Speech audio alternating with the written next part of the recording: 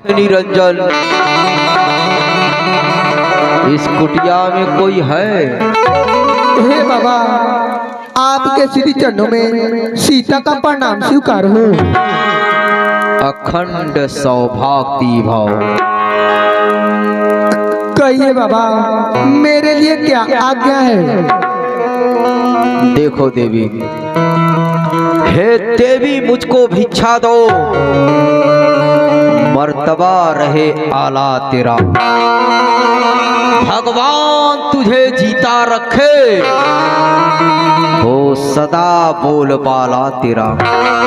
अरे तू दूधो नहा तू पूतो फल, तू दिन पर दिन बड़े भागिन हो, भूखे को भोजन दे देवी, तू अटल सुहागिन हो। हे देवी, मैं कई दिनों से भूखा हूँ, प्यासा हूँ, इस समय साधु बनकर के दर दर की ठोकरें खा रहा हूँ। तुम्हारे कुटिये में जो कुछ हो मुझे देकर मेरे प्राणों की रक्षा करो देवी, नहीं तो मेरा प्राण निकल जाएगा।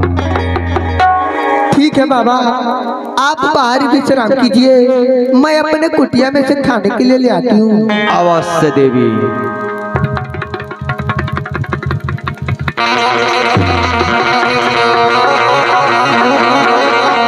सीता नहीं पहचान सकी, यह तो अपने मन के अंदर सत्य की संत समझ बैठी। आज मेरा कार्य आसान हो गया, आज अपनी बहन सूर्पनखा का बदला यही चुकाऊंगा।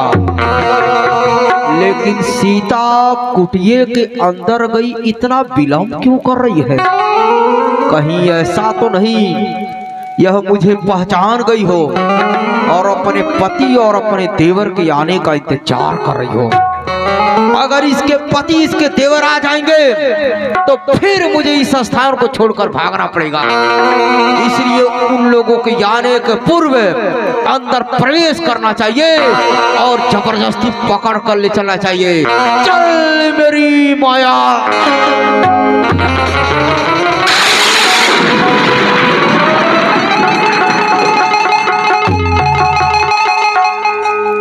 यह क्या?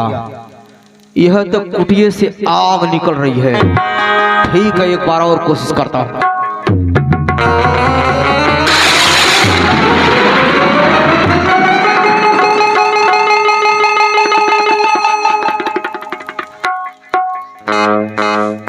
अब बात समझ में आ गई।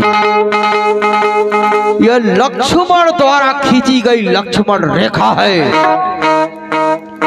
इसका मतलब इसके अंदर पराये लोग नहीं जा सकते हैं, और जो एक बार बाहर आ गया बिना लक्ष्मण के इशारे से अंदर नहीं जा सकता है।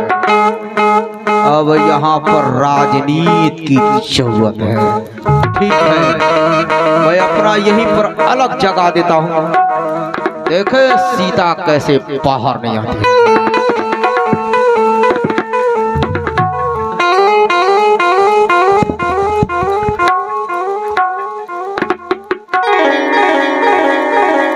हे बाबा, मैं अपने कुटिया में से भिक्षा ले आई हूँ, आप इसे स्वीकार कीजिए। आओ देवी, मेरे पास आओ। नहीं बाबा, मैं कुटिया में से बाहर नहीं आ सकती। आखिर क्यों, क्या कारण है? हे बाबा, मेरे देवर एक रेखा खींच कर गए हैं और कहे हैं कोई भी संकट आए इस रेखा का उल्लंघन नहीं करने का। इसलिए बाबा, मैं कुटिया में से बाहर नहीं आ सकती। अच्छा, जो तुमसे छोटा है उसके आज्ञा का पालन कर रही हो, जो सर्वश्रेष्ठ है, संत है, ब्राह्मण है, उसकी आज्ञा का उल्लंघन कर रही हो। ठीक है, कोई बात नहीं। अरे तोड़ोगी नहीं देवर की याद तो बाबा भी दे देगा भूखी अपनी जान, लेकिन कभी बदा हुआ पीछा स्वीकार नहीं करेगा। देख देवी,